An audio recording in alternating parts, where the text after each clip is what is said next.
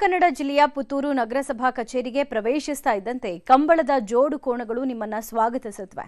ಇದೇನಿದು ಕಂಬಳದ ಕೋಣಗಳನ್ನ ಸಾಕಿದಾರಾ ಅಂತ ಶಾಕ್ ಆಗಬೇಡಿ. ಈ ಕುರಿತ ಸ್ಟೋರಿ ಇಲ್ಲಿದೆ ನೋಡಿ.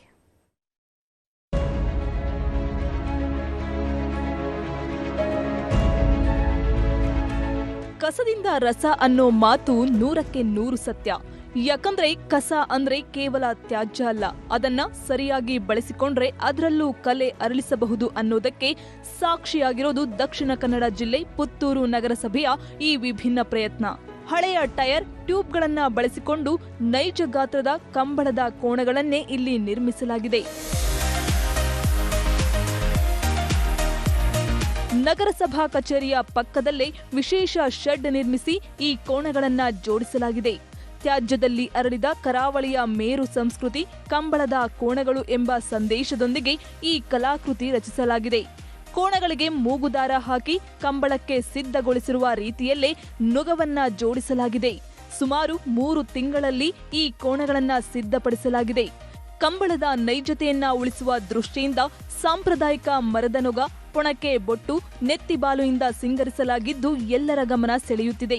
ಇಷ್ಟೇ ಅಲ್ಲ, ಹಳೆಯ ಟೈರ್ಗಳನ್ನ ಬಳಸಿಕೊಂಡು ಹೂವಿನ ಗಿಡಗಳ ಕುಂಡಗಳನ್ನು ಕೂಡ ತಯಾರಿಸಲಾಗಿದ್ದು ಕೋಣಗಳ ಶೆಡ್ನ ಅಂದವನ್ನ ಮತ್ತಷ್ಟು ಹೆಚ್ಚಿಸಿದೆ.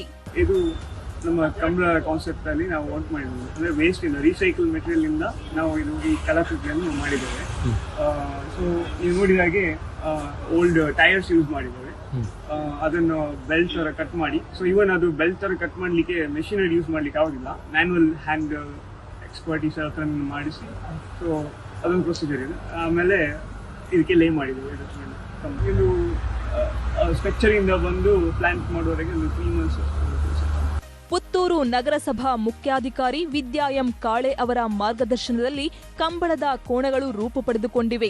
ತ್ಯಾಜ್ಯವನ್ನ ಮರುಬಳಕೆ ಮಾಡೋ ಸಂದೇಶದ ಜೊತೆಗೆ ಕರಾವಳಿಯ ಸಾಂಸ್ಕೃತಿಕ ಪರಂಪರೆಯನ್ನು ಪರಿಚಯಿಸೋ ಈ ಕಲಾಕೃತಿ ನಿಜಕ್ಕೂ ವಿಭಿನ್ನ ಪ್ರಯತ್ನವಾಗಿದೆ. ಇಲ್ಲಿ ಈ ಕೋಣಗಳನ್ನ ಇಲ್ಲಿ ನಂದಳಿಕೆ ಪಾಂಡು ಮತ್ತೆ ಕಿಂಗ್ ತಾತೆ ಅಂತ 2 ಬಹಳ ಫೇಮಸ್ ಕೋಣಗಳ ಬಗ್ಗೆ ಅದನ್ನ ಮನಸ್ಸಲ್ಲಿ ಇಟ್ಕೊಂಡು ಆ ಕೋಣಗಳನ್ನ ಡಿಸೈನ್ ಮಾಡಿರೋದಾಗಿರುತ್ತೆ. ಆಮೇಲೆ ಅಲ್ಲಿ ಅದಕ್ಕೊಂದು ಶೆಡ್ ಮಾಡಿದೀವಿ. ಆ ಶೆಡ್ಗೂ ಕೂಡ ಮೇಲ್ಗಡೆ ನಾವು ಬಳಸಿರುವಂತಹ ಒಂದು ಟೈಲ್ಸ್ ಇದೆ ಅಲ್ಲ, ಅದು ಕೂಡ ಏನಂದ್ರೆ ಯೂಸ್ಡ್ ಪ್ಲಾಸ್ಟಿಕ್ ಇಂದ ಮಾಡಿರುವಂತಹ ಹಂಚೆ ಆಗಿರುತ್ತೆ.